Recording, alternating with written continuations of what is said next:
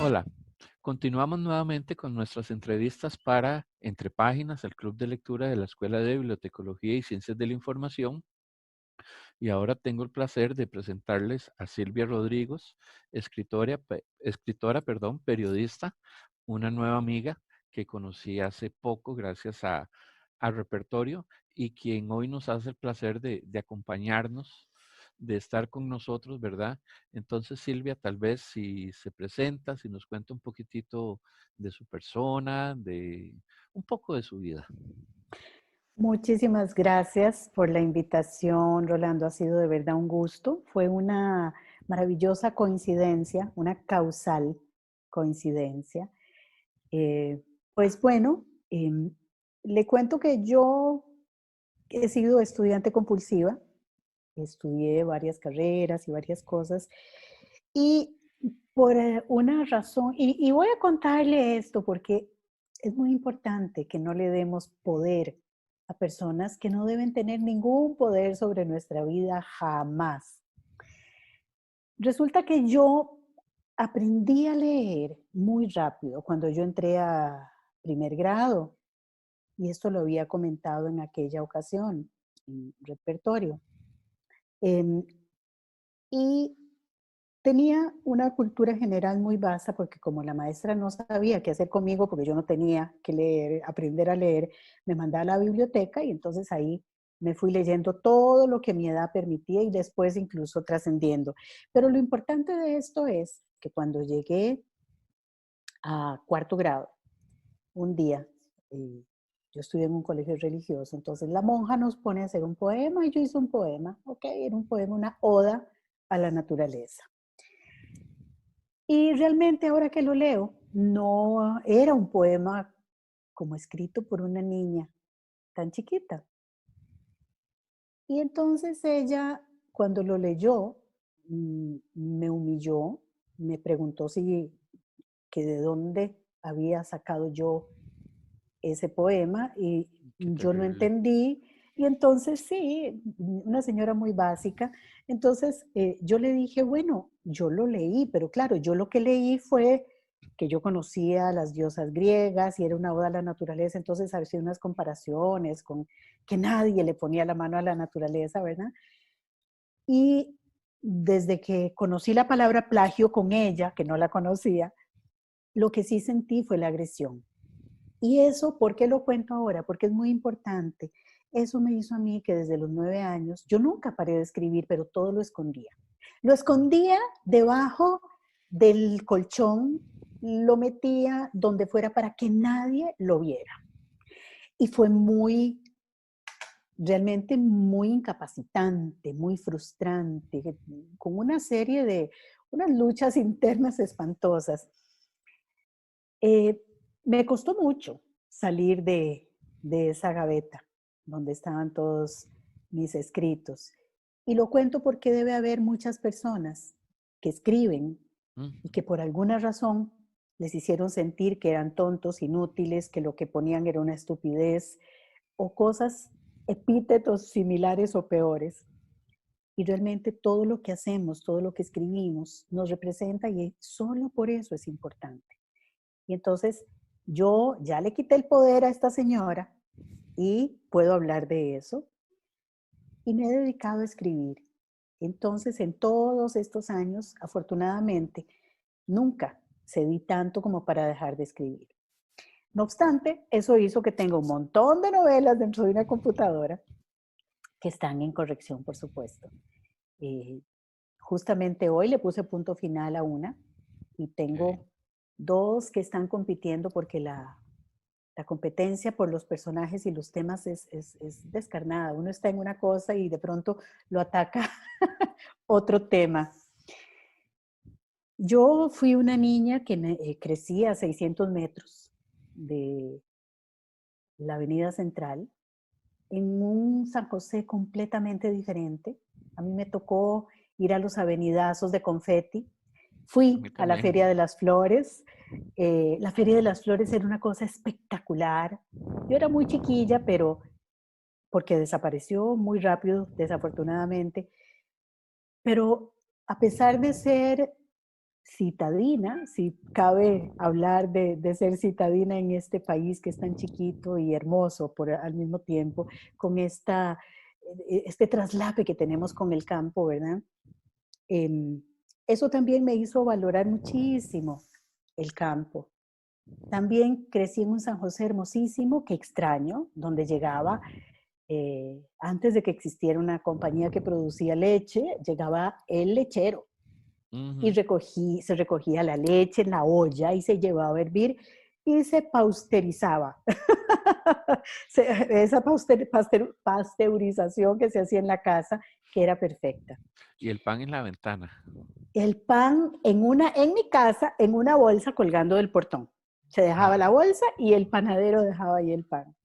y ahí amanecía el Entonces, pan. ahí amanecía, nadie lo tocaba en la Sí. vida. Entonces, tengo que decir que yo fui en esa época muy feliz y me gusta vivir así. Yo ahorita hago mi pan, yo no puedo comer pan, desafortunadamente pan comercial, porque no sabe igual. Yo no compro latas, hago todo en la casa. Entonces, tengo esa vida que ahora tal vez en esta coyuntura mundial se está imponiendo un poquito más. Pero realmente es constantemente hacer escarbar la creatividad para cocinar, me encanta cocinar. Y me gusta también cocinar letras. Y por ahí es por donde ahora esta coyuntura me ha puesto a mí, frente a mí, a decirme, bueno, amo mi trabajo, soy terapeuta y doy diferentes tipos de orientación a las personas y me gusta muchísimo. Y tal vez por eso he dedicado demasiado tiempo a eso. Pero ahora me doy cuenta de que toda esta parte de la escritura, incluso la lectura, se ha quedado un poquito rezagada porque pues me quedo a veces dormida leyendo un libro que aunque me apasiona, el cansancio me doblega y definitivamente es algo que estoy valorando mucho más y que estoy definiendo horarios para eso. Y ahora, Silvia, que lo menciona, tal vez quisiera preguntarle, ¿cómo es la terapia a través de la escritura o a través de la lectura? O más bien, si estas dos actividades ayudan a veces a un proceso de sanación o a un proceso de liberación, desde su A experiencia. veces sí, pero a veces no, siempre, siempre. Yo siempre estoy asignándole libros a mis clientes. A mí no me gusta decirles pacientes porque deben ser activos, no pacientes, no pasivos. Ok. Em, y la lectura es fundamental, fundamental. Por otro lado, la escritura es maravillosa, porque la escritura, mm, y ahí hay técnicas, ¿verdad? Porque no vamos a escribir una obra literaria universal en una terapia, aunque puede salir. Pero el objetivo no es ese, el objetivo es liberar justamente el subconsciente. Y esto se logra muy bien a partir de la escritura.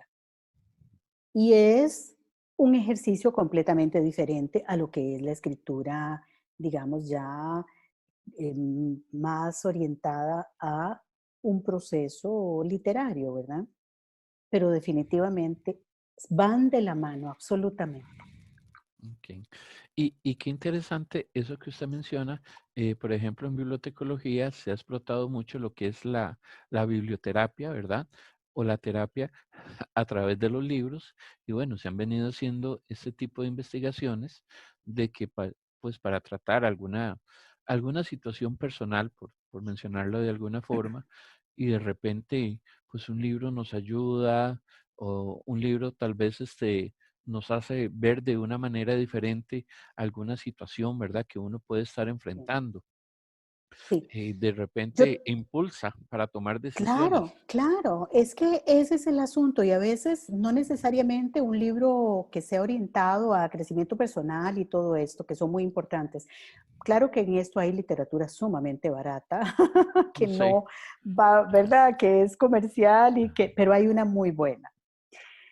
Y ahí quiero contar una anécdota. En este momento no recuerdo cuándo fue que Gabo publicó Vivir para contarla, pero hay una frase que a mí, bueno, fue una cachetada intravenosa que me dio, porque dice en una página, creo, pero no, mejor no le voy a decir cuál es la página porque no me acuerdo perfectamente, pero dice, el terror a escribir puede ser tan grande o es tan grande como el temor a no escribir.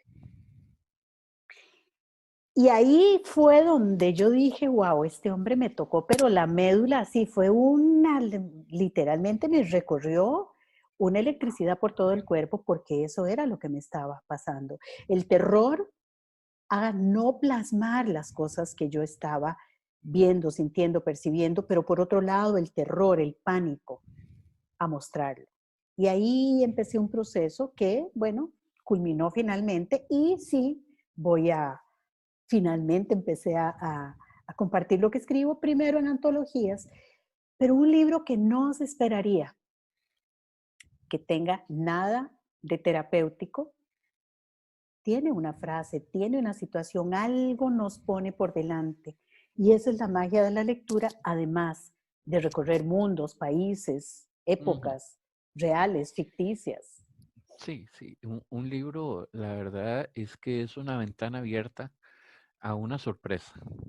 Yo Sí. siempre he pensado de que cuando yo tomo un libro, bueno, tengo un problema cuando voy, digamos, a Nueva Década, a la librería Nueva Década es muy rica, tiene una literatura, una posibilidad, pero es un Sí, caos, ¿verdad? sí, Es sí, un sí. caos. Yo me siento que me asfixio en Nueva Década porque sé que quiero ir a buscar un libro, pero Ay, y usted es tanto. bibliotecólogo. Y soy bibliotecólogo, entonces No, ese afán de eso decir es esto inaceptable. hay que organizarlo. Y aquí en mi casa pues tengo mi pequeña biblioteca, ¿verdad? Con libros que yo siento que me vuelven a ver y ellos me dicen, es que no has empezado a leerme, ¿verdad? Sí, Particularmente yo a mis estudiantes, a mis chicos y mis chicas, siempre les digo que un libro tiene una misión, que es ser leído y que exacto. cuando el lector adquiere ese libro y lo deja allí en una esquina, de que lleve, no sé, que lleve polvo, pues como que le estamos quitando esa misión al libro. A Sí. veces es que queremos, pero tal vez no nos inventamos el tiempo o tal vez, pienso yo, hoy en día tenemos muchos distractores que nos quitan esa energía. Como usted dice, uno no debería darle poder a quien no le aporte a uno, pero no solamente personas, sino también Ujú. situaciones Sí, que nos quitan mucha energía. De repente esta sí. explosión de comunicación nos quita energía, ¿verdad? Para poder leer, porque qué sabroso es encontrarse un libro de repente que uno no sabía que tenía o que tenía y lo había olvidado. Aquí tengo precisamente en la mano, se lo voy a mostrar, de Jorge de Bravo, la antología. Ah, antología mayor, por Dios. Y es un librito de 400 colones, ¿verdad? De 1994. Ay, hacemos lo mismo, Rolando. Yo nunca les quito el precio y me encanta. Yo tengo libros de 9 colones Ajá. que me encontré de pronto en una librería, en un baratillo de esos que hacen para hacer espacio. Tengo libros de 9 colones, o sea, insólito. Sí, sí, y es sabroso porque bueno, este libro no era mío. Este libro era de la biblioteca de mi suegro, ya él falleció, y mi esposa se lo encontró y me dice, mira, me encontré este libro. Y le digo, ¿cómo que se lo encontraste? Lo trae para acá, este libro ya pasa, es herencia, además es, bueno, pues es Jorge de Bravo, todo lo que significa. Y tal Claro. vez allí yo quisiera preguntarle, ¿cómo es ese significado que a veces las personas le podemos dar a un libro? Porque, bueno, usted y yo tal vez le damos esa significancia a Jorge de Bravo, Ujú. sabemos lo importante que es Jorge de Bravo en la letra costarricense, en nuestra literatura, pero somos nosotros. Pero ¿qué pasa con nuestros nuevos chicos, nuestros estudiantes nuevos de la universidad? Que uno les dice Jorge de Bravo y como decirle Rolando Herrera, ¿verdad? ¿Cómo es ese proceso de darle significado a un libro? Sí, bueno, ahí hay dos cosas que no quiero que se me escapen respecto al tiempo de lectura. Una de las épocas más maravillosas para mí fue cuando entré a la Universidad de Costa Rica, porque yo vivía en ese entonces en Río Oro de Santana y tenía que viajar a la universidad. El tráfico era otra cosa, pero tardaba en llegar como hora 15. Y era hora 15 de ida y hora 15 de regreso en que yo devoraba los libros. Después me pasé a vivir muy cerca de la U y iba a pie, entonces ya no tenía ese tiempo para leer. Pero quería decir esto porque realmente fue una época maravillosa. Y el viaje, en lugar de ir oyendo cosas, uno va viendo imágenes, mundos, un montón de cosas. Ok, ¿cómo atajé yo? Yo también estudié periodismo. Yo estudié varias carreras porque creo que parte de la lectura es lo que podría quizá espantar un poquito a la gente de estudiar y yo tuve la suerte de poder estudiar. Mi primera carrera fue teatro, después estudié antropología y después eh, periodismo y finalmente psicología. Pero cuando yo di clases eh, de cursos muy especializados a periodistas en el INA, unos cursos bellísimos que eran de producción de radio, y entonces se les daba guión, investigación, métodos y técnicas de investigación. Eran unos cursos divinos. Yo daba algunos cursos y entre ellos daba también la parte de locución, porque también soy locutora comercial. Entonces, eh, les ponía textos que yo siempre he sido terrorista de la palabra, y entonces ponía textos muy selectos y los entrené para hacer un análisis muy teatral, pero eran textos muy cortos, era media cuadrilla a doble espacio, entonces eran realmente párrafos pequeños, ¿verdad? Pero era tal cómo exprimíamos esos textos, que entonces, y yo siempre les ponía la cita, quién había escrito el texto. Tengo textos de Gabriel García Márquez, de Ángeles Mastretta, de Patrick Suskind, o sea, era una variedad inmensa.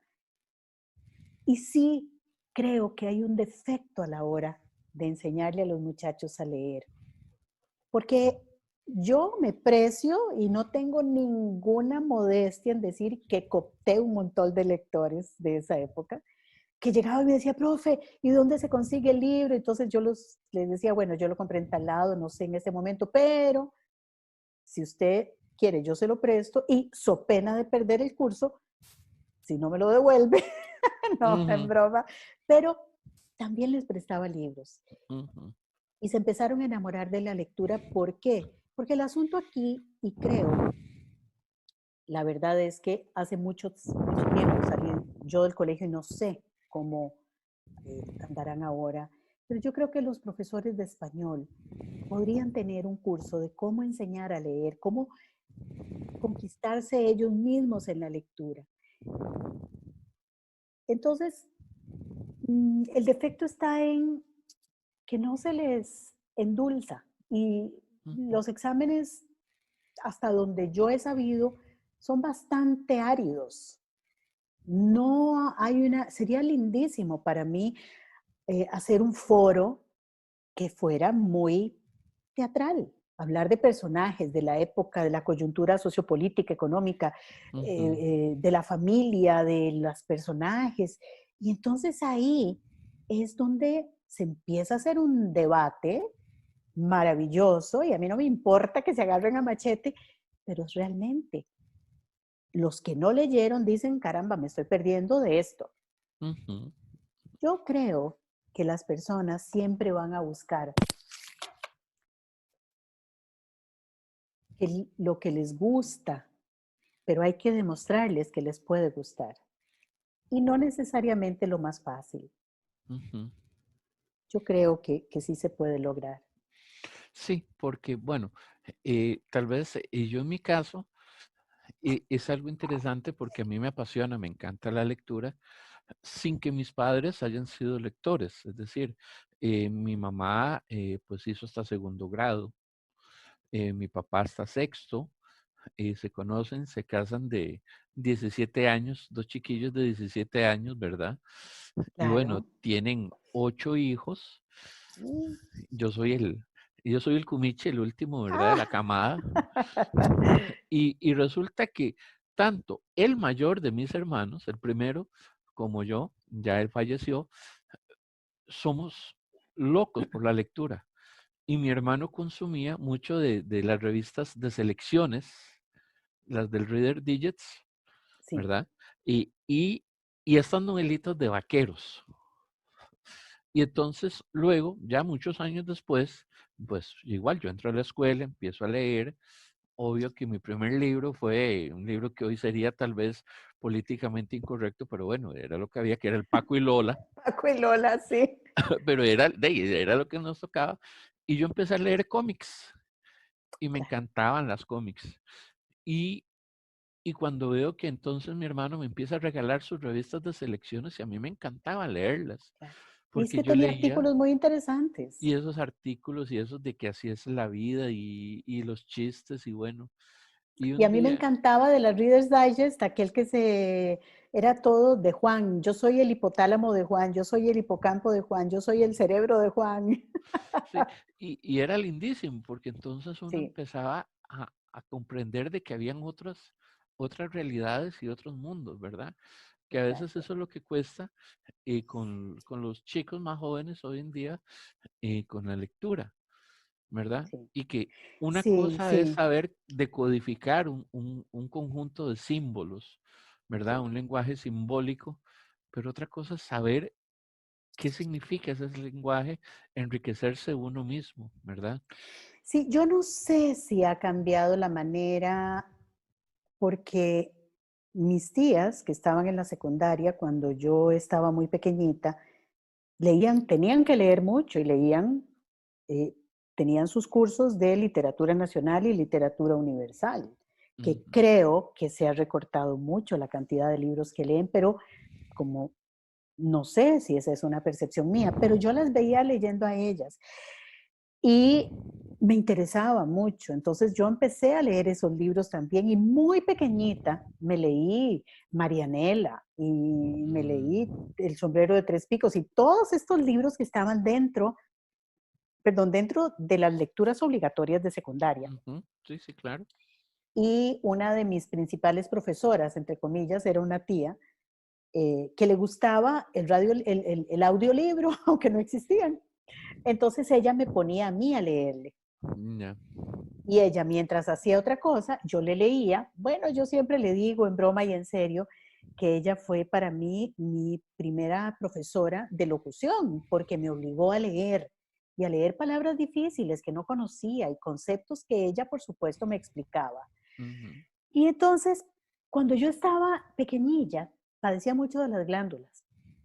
Y pasaba una nubecita así medio gris y ya me enfermaba de las glándulas y me fascinaba. No había, incluso a veces inventaba que estaba enferma para quedarme en la casa porque me podía quedar en la cama leyendo todo lo que podía, todo lo... Y entonces mi mamá pues me compraba libros y el día siguiente me tenía que llevar más libros y al otro día más porque me los devoraba todos. ujú, Y creo que sí, el ejemplo tiene algo que ver, pero también hay una inclinación natural. Y esa ujú. inclinación natural yo la veo también que tiene una carga de creatividad muy grande. Y los muchachos ahora, si hay una mayoría importante que no lee, puede ser simplemente porque no tienen la verdadera percepción de lo que es la lectura y lo sienten como una obligación, como cuando en realidad es como la radio, la pantalla más grande del mundo. Sí, de hecho, bueno, nosotros los bibliotecólogos en el área escolar siempre nos oponemos a que se use la biblioteca como la zona de castigo, ¿verdad? Que antes en las escuelas era muy ¡Wow! normal, ¿verdad? Que te decían, bueno, te portas mal, te castigo, vayas a la biblioteca castigado y pida un libro y se queda allí leyéndolo, ¿verdad? Mm, Porque entonces eso genera una asociación incorrecta de que la biblioteca es un espacio para información, para conocer, para aprender. y más sí, bien se volvió un concepto negativo. Y hemos claro. tenido que luchar contra eso, ¿verdad? Durante muchos años, con ese concepto de que no, la biblioteca es la puerta a un mundo maravilloso. Claro, bueno, entonces eso cómo se podría paliar con un bibliotecólogo o bibliotecóloga que estimule a estos chiquillos y bueno, el riesgo es que se porten mal para ser castigados en la biblioteca, lo cual Sí, me parecería fantástico porque llegan a disfrutar de la biblioteca. Y sí, ahí yo tengo que declarar un delito, porque cuando yo estaba en la primaria, cuando tenía un ratito, sí me gustaba mucho escaparme a la biblioteca, escapada. O sea, el primer delito era que me escapaba de clases. Y entonces descubrí los diálogos de Platón y me pareció muy interesante. Pedí el libro para llevármelo a mi casa y me dijeron que ese era un libro que se prestaba solo a los de cuarto y quinto año y a mí me faltaban 3 años para llegar a eso porque estaba en sexto grado. Entonces tengo que confesar que me robé el libro, de Platón. los diálogos de Platón, y ahí lo tengo como una joya. Tiene los sellos de la biblioteca del colegio. No me enorgullezco de contarlo porque fue un delito, fue un robo, Ujú. pero ¿cuál es el criterio para decirle a los niños que puede leer algo o no? Porque no era una lectura sórdida ni cosa por el estilo. Yo tengo la anécdota, no mía, de una amiga que el abuelo quiso ser sacerdote, al final pues no fue sacerdote el abuelo, pero de pequeña, ella a los 3 años dice que el abuelo la sentaba en los regazos y le leía San Agustín. Imagínese usted Ah, leerle San Agustín a una niña de 3 años. wow. Y ella aprendió a leer en los regazos de su abuelo leyendo San Agustín.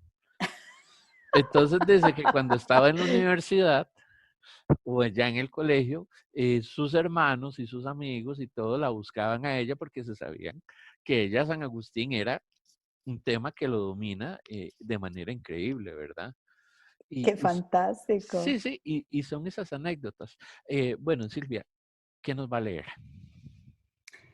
Bueno, vamos a ver. Em, bueno, yo a mi tía, que tengo muchas tías, son 7 tías, entonces son muchísimas. Le hacía las tareas de todo lo que tenía que ver la, con toda la tradición de la mitología griega y romana, porque yo era absolutamente enloquecida. Y cuando entró a generales, en uno de los cursos tenía que hacer análisis y yo le hacía las tareas y yo era feliz. Ok, hay algunas eh, reinterpretaciones que hago yo aquí de la Biblia, eh, como una apología, y este es un cuento que se llama Código Errado. Y es una reinterpretación muy personal de lo que pasó con Moisés. Las personas que conocen la Biblia podrán reconocer algunas de las palabras exactas que se usaron para que se usan en estos capítulos y dice así: de pronto una zarza ardiente, que no es zarza, ni arde, ni logra consumirse, habló sin voz, tosiendo ahogada en la humareda espesa de su propia extinción. Moisés, torpe de boca, de lengua trabada y labios incircuncisos, según él mismo se lamentaba, un poco sordo y cegatón por sus muchos años de vida, no escuchó. Apenas si la miró de soslayo. Sus ojos llorosos por el humo fundieron encandilados la leve flama de la brillantez incendiada de la tarde. Con las fuerzas molidas, a petición del Señor, el octogenario remontaba ese día por tercera vez el Sinaí. Derrapó el paso levantando una ola de arena. Su certera cresta extinguió la lumbre y con ella la voz de Dios que intentaba hablarle. Temblé que continuó el ascenso. Socorrido por la vara con que gozaba asustar al vulgo cuando lo convertía en serpiente y con la que hacía diversos prodigios para manifestar su exclusivo contacto con el Altísimo. Montó entonces en cólera Yahvé contra Moisés, pues que sofocar el creativo sortilegio de su voz brotando del espejismo de la zarza le molestó muchísimo. ¿Por qué su bendecido a última hora ignoró su despliegue de creatividad ante un agravio tal? Consideró arrebatarle la vara permanentemente, pero de momento el Supremo se contentó con retirar la palabra al ungido. Moisés, que ya tenía varios anticipos de la conversación, al llegar al sitio convenido, se aprestó para recibir dictado. Tras una espera de casi 3 semanas, como Yahvé no daba señales de vida, temeroso de bajar sin cuentas que rendir al pueblo elegido, apuró por cuenta propia un primer ensayo del Decálogo. Transcurridos 40 días, el anciano regresó extenuado, con las manos estragadas. No tenía por costumbre tallar la piedra. Para mayor desencanto, la muchedumbre se había sublevado. Se sumó en confusas cavilaciones. ¿Por qué no fue advertido como en otros momentos por su preceptor? 1 año por cada día le cobró con su enojo el Señor. En ese plazo no envió por menor alguno de sus planes a Moisés. Por 40 años el patriarca buscó en vano consumar el éxodo, incapaz de orientarse en las monótonas jorobas del desierto. La imparable caminata agudizó su renquera senil y descaminó el rumbo, reiterando la misma ruta circular. Y creyendo que el maná caía por socorro del Señor cuando apretaba el hambre, no se daba cuenta de que en realidad pasaban cada tanto por la misma zona. ¿Cómo habría el anciano adivinado que por su traspié se hubiese suscitado tal disgusto en el Supremo, si aquello que emitía humo no era zarza, no ardía ni lograba consumirse? Esa es una Hermoso. reinterpretación De los 10 mandamientos. de cómo llegaron los 10 mandamientos exactamente. Porque Bueno, bueno, ahí sí hubo una confusión en la solicitud. y hubo un problema allí en la comunicación. Total, y el pobre, sí, y es que la Biblia misma dice que era tartamudo y él mismo decía que sus labios incircuncisos, ese tipo de cosas son muy, muy interesantes. Y de esta misma línea, tengo otro cuento. em, que se llama em, ay, Dios, ahorita me acuerdo porque no quería leerlos como más que fueran un poquito temáticamente un poquito más juntos, pero en este momento se me olvidó cómo se llama. Tengo mucha cosilla por aquí.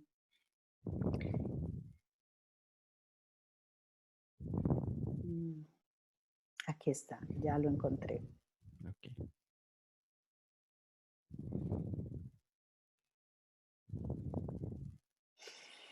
Muy bien. Este es también una reinterpretación de ese día curioso en que Eva, ¿verdad? Supuestamente, le dio la manzana al pobre Adán. Y se llama El curso original. Y dice así: como entre todos los seres no encontró el Supremo ayuda semejante al hombre, hizo pues Yahvé Dios caer sobre aquel un profundo sopor, y dormido tomó una de sus costillas. Era imperativo realizar otro intento, y en honor a la verdad, no se sentía el Señor de humor para preparar arcilla otra vez, teniendo a la mano aquella tan trabajada y blandita en ese ensayo que no terminaba de llenar sus expectativas. Amasó la costilla de nuevo y, modelando con extremo cuidado, se dispuso ahora, con experiencia acumulada, a superar los bocetos anteriores. Fue inspirador el espacio de silencio que su buena idea del sueño le proporcionó, sin las habituales y absurdas preguntas del varón. Trabajó lento y prolijo, consciente de la necesidad de proveer a la nueva figura de todo cuanto carecía el durmiente. Pasado el mediodía terminó. Formó así a la mujer. Quedó boquiabierto con el resultado, en éxtasis por lo que su capacidad perfeccionadora logró. Java, te llamarás Java porque darás vida. Y con un largo suspiro de satisfacción, involuntariamente infundió vida a Eva, quien pudo escuchar sus palabras de complacencia y autoelogio. En el mismo instante, Adán comenzó a despertar. Abrumado Yahvé entre el riesgo de ser descubierto, hizo a Eva prometer discreción absoluta de la magnificencia de la varona y mantener total reserva de los tantos conocimientos que le dio acerca de las cosas importantes. No quería el Supremo que el rústico se ofendiera, pues en la apresurada reacción triunfalista ante la belleza del hombre, Yahvé le hizo creer que era la más grande y bella criatura de la creación. Ahora descansaré, pensó, y pasado mañana, después de una profunda cavilación, lo volveré a amasar completo para reparar errores de diseño y manufactura y ponerlo al nivel de la mujer. Satisfecho por lo conquistado esa jornada, según lo planeado, el séptimo día descansó. Al día siguiente, con una inspiradora alborada que pintó en lilas y rosas, dispuso lo necesario para subsanar su anteproyecto. Pero Yahvé no contaba con que la necedad de Adán sacaría a la mujer de sus cabales justo esa mañana. Oculto tras una arboleda del jardín del Edén, el Supremo se extasió ante la perfección de Eva. La observó sentada sobre una piedra caliza entre la que parecía prolongar su blanquísima piel sin discrepancias. Discutía animada con la serpiente, mientras aquella despreocupada se calentaba al sol sentando cátedra desde la rama de un manzano. Disertaban sobre conceptos del bien y del mal, ética y moral, pero Adán, por su condición de a medio hacer, no tenía aún capacidad para entender, siquiera en superficie, su léxico esencial.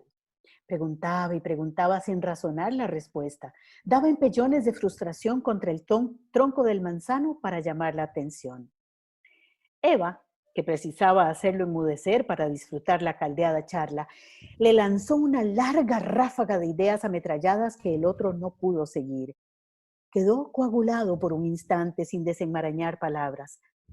Tanta inhabilidad lo expuso frente a la serpiente. Ante el desconcierto, la víbora sonrió. Retadora, pellizcó una manzana y la chasqueó provocadora entre las muelas. Con sus patas traseras se balanceó sobre la rama y de un impulso de jabalina llegó hasta la cúspide del árbol. Cínica, fingió ocultar una expresión mordaz que ofendió aún más al bello Adán. En ese instante se hizo presente Yahvé. Notó a Adán desencajado y Eva, incapaz de disimular su culpa por la imprudencia, se delató en el sonrojo. Ante la embarazosa escena, la serpiente se ocultó fugaz en el follaje, hincó las uñas en la fruta y empezó a devorarla. Adán, mortificado e incapaz de puntualizar su malestar, balbuceó con dificultad algo entre el bien y el mal, la sabiduría, el manzano, la manzana de la serpiente, sin conseguir formular una idea completa. Y como gustaba de Eva, culpó a la serpiente por todo lo sucedido. Yahvé enfureció. Ciego de omnisciente ira divina, castigó a Eva por no mantener su promesa, condenándola a seguir con ardor a su marido, en vez de ser seguida por él, como hasta ahora. A Adán le prohibió recoger los frutos del jardín del Edén y fue sentenciado a trabajar para ocuparlo en algo e impedir escuchar sus simplezas por el resto de la eternidad. Al descubrir a la serpiente entre lo más alto, inmóvil, aparentando ser una rama y aguantando la respiración para no ser advertida, la maldijo al instante, condenándola a arrastrarse sobre su pecho eternamente y a comer polvo y no manzanas. Ese fue el día en que, como es bien sabido, en contra del orden perfectible, el Creador ignoró la supremacía de su más alta creación, alterando para siempre el curso original de la evolución. Qué hermoso. Muy bonito. Qué interesante tener esa idea digamos, de conocer una historia, ¿verdad? Y que el escritor, pues, dice, bueno, pero ¿y qué pasaría si fue de otra manera, verdad? y crear pues una nueva historia, una nueva realidad, un mundo diferente.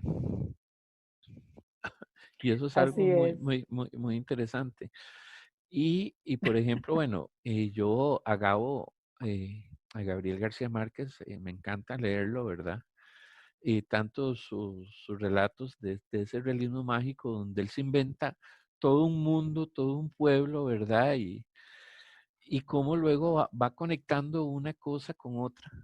Y es eso, ¿verdad? Que el Sí, escritor se imagina un mundo como fue, digamos en este caso, a partir pues de los relatos bíblicos, o bien como podría ser cuando los escritores, los más jóvenes tal vez nos escriben de ficción, ¿verdad? claro. Y esto es muy, muy interesante.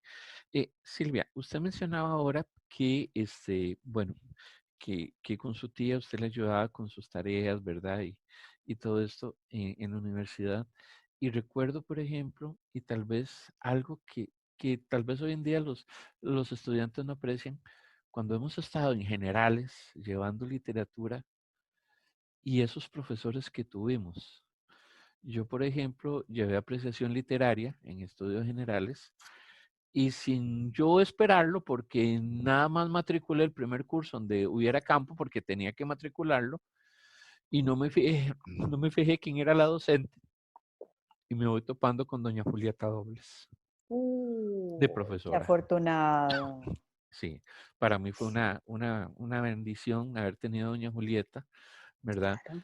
Pasamos todo el semestre pues con su poesía y poesía de otros grandes poetas, de García Lorca, pues, Neruda, ¿verdad?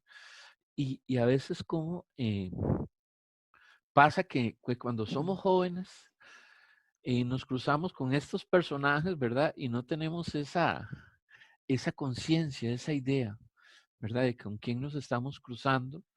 Este, y eso también es muy rico y eso enriquece tal vez cuando uno tiene esa capacidad de leer, lo enriquece a uno como lector. Claro. Y es que en ese sentido la Universidad de Costa Rica y bueno, las universidades estatales, yo hablo por mi experiencia en la Universidad de Costa Rica, se topa uno con unos personajes. Y de lo que yo extraño, y si tuviera mucho dinero, compraría toda la calle de la amargura y haría cafecitos preciosos y lugares divinos, pero yo Ujú. extraño la soda La Guevara. Yo no la conocí. Ah, la soda Guevara, esquinera, con esta puerta en diagonal, pues era el lugar donde íbamos a tomar cafecito en el recreo y se topaba uno ahí con unos profesores y estaban hablando ellos reunidos, dos, tres, cuatro profesores. Entonces uno sigilosamente buscaba la mesa más cercana para escuchar la conversación, pero no era el chisme, sino era la discusión, lo que decían, lo que hablaban, porque eran personas tan particulares que un comentario, hasta un comentario liviano era maravilloso. Ujú. Y eso, pues después yo estuve en otras universidades y habían buenos profesores, pero no existía esa cultura, que es una Sí. cuestión distinta. Es un ambiente que es un ambiente retador. Sí, Y yo por allí, bueno, uno de mis más queridos amigos, de mis mejores amigos, tal vez usted lo conoce, es don Álvaro Solís Vincenzi, claro. nieto de don Moisés Vincenzi, ¿verdad? Sí, no lo conozco personalmente, pero sé perfectamente quién es. ¿Verdad? Y en su momento dueño en la calle de la amargura de la villa, La ¿verdad? villa. Y quién no escuchó hablar de la villa. Y de hecho, bueno, yo escribí un pequeño librito en digital que se llama Relatos de Llaves y Cerrojos, porque, bueno, Álvaro también es cerrajero. Y cuando he ido mucho a su casa, pues me cuenta las anécdotas, entonces pues yo las convertí en relatos. Y él me contaba que entre una de las personas que una vez llegó a la villa y que se quedó como hasta la madrugada hablando con él fue Eduardo Galeano. ¡Wow! Imagínese usted lo que es ¡Wow! tener, poder decir que, que pasó toda la noche, madrugada, posiblemente se tomaron sus tragos, sus cervezas, lo que fuera, No, con es que ahí alguien. uno pospone todo. Por dicha que Ahí, ahora hay WhatsApp y dice, no me esperen. sí, sí, sí, ¿verdad? Sí, por supuesto. Y eso era muy rico, ¿verdad? Y tal vez para mis estudiantes y los chicos que luego van a ver esto, La Guevara queda donde está hoy la fotocopiadora Millennium. Ahí Sí. al puro diagonal al edificio Saprissa. Ahí donde estaba Millennium, estaba La Guevara. Bueno, yo cuando ingresé a la U, yo creo que conocí fue la heladería, la Mompic, Ay, ¿verdad? sí, Pero sí, sí, igual sí. había una riqueza, por ejemplo, de librerías. Estaba Bueno, Macondo, Macondo, para mí, yo nunca en mi vida he conocido un librero de la calidad de Dante Polimeni. sí. Nunca, nunca, nunca, nunca. Y yo, a diferencia del desorden que puede haber, del caos en Nueva Década, Macondo no solo tenía orden, sino que eh, yo llegaba y Dante, con su acento delicioso cantarino, me decía, mira, si te gusta eso, te recomiendo este otro, ya leíste tal y tal. Entonces era una delicia ir a Macondo. Y Ujú, había muchas otras librerías, sí. sí.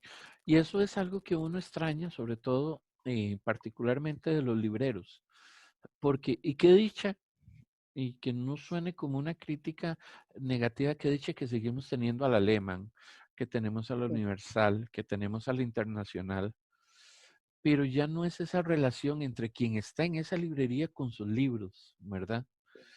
Los chicos Entonces, de la Librería Internacional, que son muchachos muy jóvenes, casi todos, están bastante informados, eh, cosa que no he notado yo en las librerías más grandes.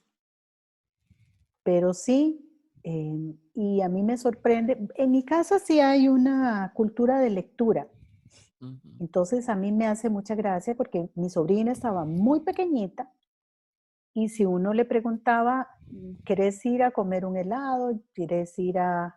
Yo nunca los llevé a comidas rápidas, jamás. Eso sí que me niego. Pero, eh, o vamos al centro comercial, acompáñame a hacer un mandado. ¿Y dónde querés ir? A la librería.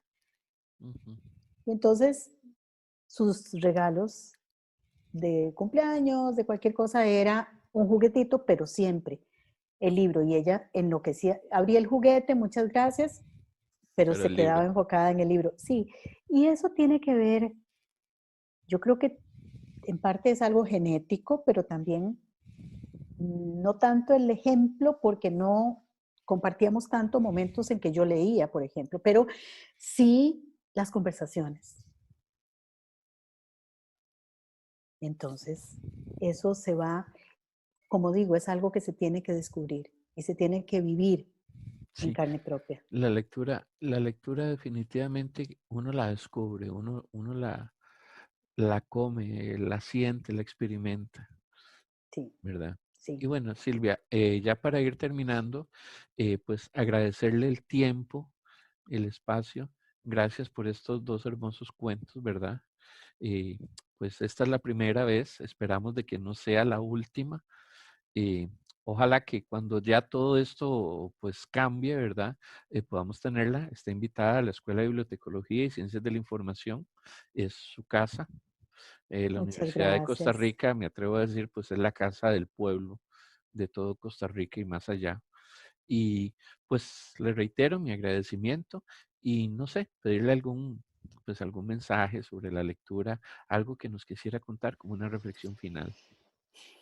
Pues la verdad es que nada puede superar esa capacidad que nos da la lectura de poder crear mundos. Una persona que quiere escribir no puede hacerlo sin leer. No es que vamos a copiar a nadie, pero es que empezamos a darnos cuenta de lo abierta que tiene la mente cualquier escritor o lo estrecha que la tiene también. Y tenemos que ver todo. Eh, no hay una literatura buena o mala. Habrá algunos autores que nos gustan más, otros menos, un tipo de, qué sé yo, ficción o realidad, lo que sea. Pero lo más importante es darnos cuenta de que podemos darnos permiso de ir más allá.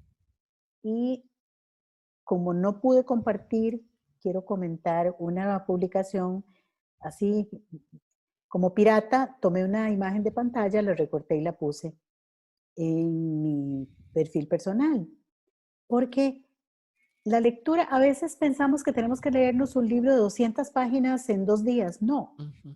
disfrútenlo. De hecho, cuando un libro se lee por segunda vez, se disfruta más y si se lee la tercera, Cierto. uno ve más cosas.